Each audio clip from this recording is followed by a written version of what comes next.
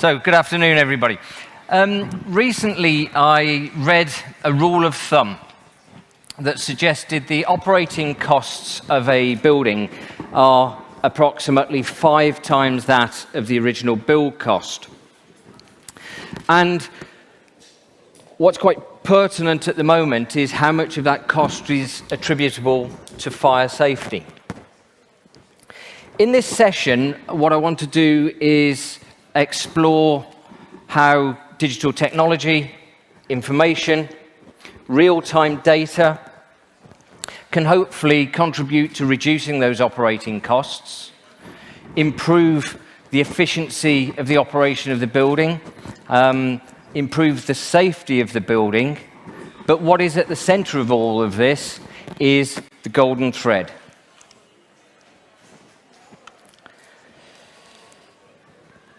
I was quite pleased when I saw Russell Cole's presentation earlier on, because I need to go into quite a lot of granular detail in this presentation to give an illustration of what golden thread could require of us. And when I saw Russell's slide earlier on, and hopefully you'll remember it, those 2 little screws. Let's be prepared, that could be the level of detail that we need to go down to in providing a golden thread. Now, apologies, I'm going to go through this presentation. There's swathes of information that I'm going to skip over, but obviously we are under a time constraint, so come and find me afterwards if you want more clarity on that. Golden thread first came onto our radar as Dame Judith Hackett published her Building a Safer Future report. And in that report, she basically has asked us as an industry to raise our bar. Government have picked up the golden thread concept, and they've introduced it into the Building Safety Bill, which we've heard about, which I'll touch on in a bit more detail shortly. And what Hackett also raised is other areas that we need to improve on. It is reasonable to expect us as actors in our industry to be professionally competent. It is reasonable to expect us as manufacturers to provide information that is clear, usable, relevant, and make other stakeholders in the process more informed. It's not there to create issues which the reporters said was happening and is happening, continues to happen out there. So ultimately, what golden thread is looking to achieve in one respect is, if there is a fire in a building and the product is called upon to perform, that it does so in a way that matches its design intent. So, probably the best place to start is let's have a look at the Building Safety Bill. And what we have are, as mentioned several times today, 3 gateways. Pre-planning, pre-construction, pre-occupation. And importantly, those gateways are separated by hard stops. And what that means is you can't move to the next stage until you've satisfied the building safety regulator that you've completed the stage, and then you're allowed to move on. At the bottom of that slide, I just put it out there. I haven't got time to go into any detail, but there is a draft British standard out for public comment at the moment, BS 8644. I do have a life. And what it does is introduce information exchange points following the standard RIBA stages, the construction stages. And what it's attempting to do is actually set out the type of documentation that needs to be handed across in those processes. Interestingly, I don't know if you remember from that previous slide, there was COBE data, and then there was something afterwards called fiery data. It's kind of COBE data on acid. What that is BS 8644 wanting to embellish the critical fire information in addition to COBE data. So MHCLG, on the back of Hackett, have created various initiatives, and through the Building Regulatory Advisory Council Committee, BRAC, they introduced the Golden Thread Initiative. And that team have come up with quite a long description, but I've tried to sort of cut that down to something a little bit more meaningful. And for all intents and purposes, it's a kind of audit trail through the life of that building, from concept all the way through to when that building is decommissioned. And importantly, just heard David Metcalf talking about behaviours. It's important that key decisions in that process are digitally captured. The what, why, when, who. That is all part of what we will be expected to record and capture as part of our golden thread. So, here we go. What I'm going to do is walk us through that process, the building safety bill process, the gateways, using a product that is an everyday facade fire safety product, an automatic opening vent, a smoke vent. And if you're not familiar with that, basically it opens when there's a fire, lets the smoke out to help means of escape. So let's go back to our building safety bill. We're in concept stage, pre-planning stage. And let's move forward and ask the question, what information do we need to capture? So you've got that funny little cloud image in the top that's meant to represent we need to digitally capture that information. Now, this is an adaptation which I downloaded straight from the government website.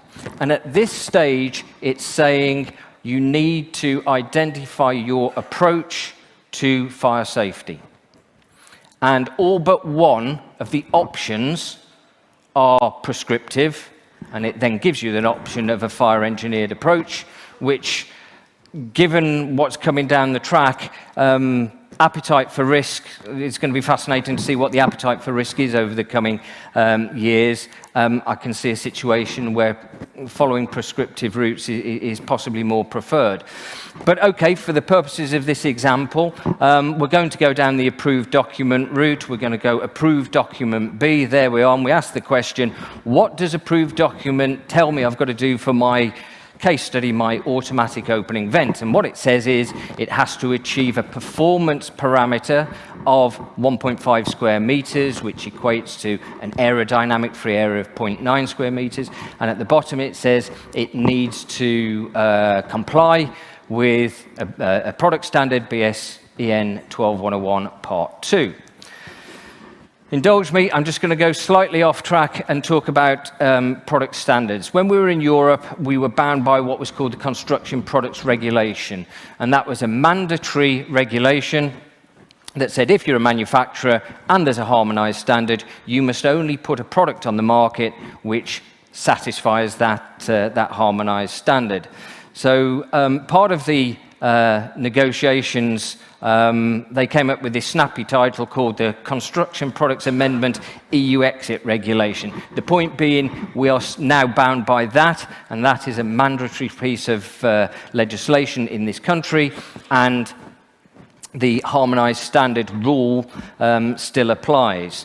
So that particular harmonized standard that we've just seen, EN 121 Part 2, has been around since 2003, and the matrix on my left-hand side is kind of examples of products that are already out there. So there's nothing actually new going on here, other than the case we would have CE marked them, and now we have to UKAC mark them through an approved body. Now, I never thought I'd say this, but there are some good things about European product standards, in particular their approach. And it's a really sensible approach, because what they do, they say, let's have a look at that product. What's its primary function? And what are the attributes, what are the characteristics that are going to enable that product to achieve its primary function? And those are called essential characteristics. So if ever you feel like reading European standard, turn to the back. There's what's called an Annex ZA, and it lists those essential characteristics. So going back to the point about manufacturer's data, the beauty is those are transferable. A specification that includes those essential characteristics That's the bottom line. That's totally transferable in a specification. It's not a performance spec as such. And those performance characteristics there's a standard system for expressing those, and that's what's called a manufacturer's declaration of performance, a DOP, as is commonly known. And there we are in my example. I'm showing a declaration of performance, the essential characteristics, and that 0.9 square meter AA, aerodynamic free area. So this is quite early in the process. We're still actually in concept stage, and we've got really quite a tightly defined performance criteria going on already. I'm conscious time is flying. So, okay, we've put that to the building safety regulator. He said, good to go. You can move now to your detailed design stage, Gateway 2. So we've got to make sure that whilst developing the detailed fire strategy, we've got our AOVs, we've got to make sure that the design team, very bluntly, allow for a hole big enough in the curtain to achieve that aerodynamic free area. And what I'm, in the process of pulling this together in the last few months, what I'm learning is the appetite for downloading BIM objects is actually not very high. They've got lots and lots of data in there. They slow models down, they hang models down. And what appears to be happening in parallel is kind of BIM object lights are being created, which is great, and it's being done for necessity. But what we have to make sure is, especially on those fire safety products, that the information in that BIM light object has got that critical go, no-go data. So if the size is too small, the aerodynamic free area wouldn't be achieved, and it's highlighted. That's something I'm interested to see what develops over the next couple of years. So we're into the tender stage, and again, the beauty is we're now into capturing decisions. We're capturing commercial-based decisions. So the tender process, the performance criteria parameter, 0.9 square meters is there, so we can quite quickly say, well, in these offers that have come through, then that performance, yes, that's there, it's clear, and then you can bash everybody about price.